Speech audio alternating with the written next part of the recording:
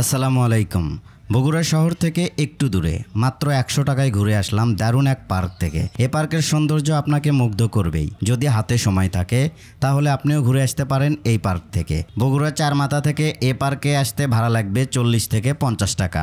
যাওয়া আসি মিলে 100 টাকা হলে পার্ক থেকে ঘুরে আসতে পারবেন। তাই কথা না বাড়িয়ে চলুন ভিডিওটি প্রথম থেকে শুরু করা যাক। আসসালামু আলাইকুম।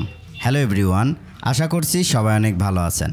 আমরা চারমাথা থেকে বাইক যোগে দুইজনে যাচ্ছি দুপচাচিয়ার একটু আগে।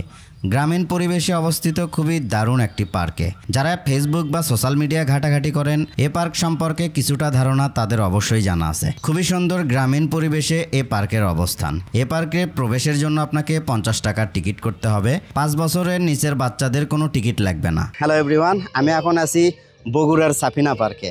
আপনারা রাজশাহীতে যে সাফিনা পার্ক দেখেছেন ঠিক তার আদলে তার চাইতে উন্নত ক্যাটাগরিতে বগুড়ার রাবেয়া পার্ক কিন্তু ঘুরে দাঁড়াচ্ছে নতুন আঙ্গিকে।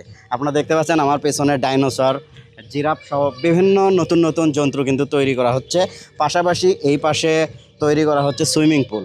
গরমের সময় যারা সুইমিং করতে পছন্দ করেন, আমি যেমন সুইমিং লাইক করি, আপনারা চাইলে এখানে সুইমিং করতে পারবেন। নতুন করে কাজ করা হচ্ছে। এদিকে যদি দেখাই, দেখেন রাবেয়া পার্কের মেন যে সীমানা তার থেকে 1.5 গুণ এদিকে বাড়ানো হয়েছে। এই রাবেয়া পার্ক আগামী দিনে বগুড়ার সাফিনা পার্কে রূপান্তরিত হবে বলে আমাদের ধারণা। চলুন পুরো পার্কটি ঘুরে ঘুরে দেখাই। রাবেয়া পার্কের সামনে আসতে দেখলাম তাদের মেন গেটটি ভাঙা হচ্ছে। নতুন করে তৈরি করা হচ্ছে আধুনিক সুউচ্চ গেট। এই গেট তৈরি হয়ে গেলে পার্কের সৌন্দর্য বাড়বে কয়েক গুণ। পার্কের মধ্যে ছড়িয়ে ছিটিয়ে রয়েছে বিভিন্ন কৃত্রিম জীবজন্তু, যেগুলো দেখতে খুবই সুন্দর লাগছে। অমায়িক কালার কম্বিনেশনে এগুলোর রং করা হয়েছে, যার কারণে সৌন্দর্য বেড়েছে কয়েক গুণ। তার পাশেই রয়েছে স্টিলের তৈরি বেশ কিছু নান্দনিক দোলনা। দোলনায় বসে দোল খেতে খেতে সময় কখন পার হয়ে যাবে আপনি টেরই পাবেন না। দোলনায় বসে দোল খেতে খেতে হঠাৎ পার্কে নামলো ঝুম বৃষ্টি। পার্কে বসে ঝুম বৃষ্টি দেখার অন্যরকম একটা ফিলিংস উপভোগ করলাম।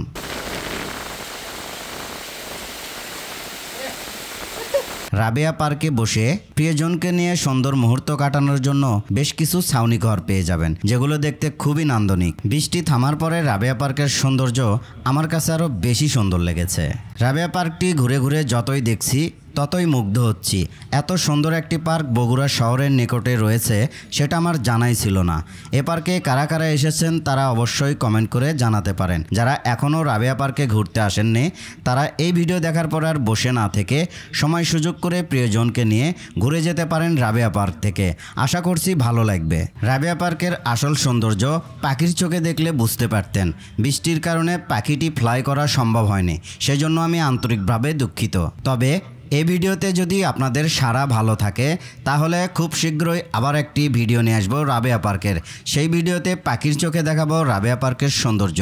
এ পার্কে সুইমিং পুলের কাজ চলমান, যথাসম্ভব এই সিজনেই খুলে দেওয়া হবে দর্শনার্থীদের জন্য। অন্যদিকে পার্কের প্রবেশপথে তৈরি করা হচ্ছে নান্দনিক ডিজাইনের আধুনিক মানের গেট। সৌন্দর্য ঘেরা এই পার্কে রয়েছে চরকি, নাগরদোলা সহ বিভিন্ন ধরনের রাইড। এছাড়া এর ভেতরে খাওয়া দাওয়া করার জন্য রয়েছে আধুনিক মানের চাইনিজ রেস্টুরেন্ট। রাবেয়া পার্কে যারা ঘুরতে আসতে চাচ্ছেন তারা অবশ্যই শুক্রবার দিনে আসবেন, তাহলে বেশি মজা পাবেন। অন্যান্য দিনের তুলনায় শুক্রবার মানুষ বেশি থাকে, তাই পার্ক পরিপূর্ণ থাকে, সবকিছু দেখতে অনেক ভালো লাগে। ভিডিওটি কেমন লেগেছে তা অবশ্যই কমেন্ট করে জানাবেন। যদি ভালো লেগে থাকে তাহলে ভিডিওটি শেয়ার করে দেবেন।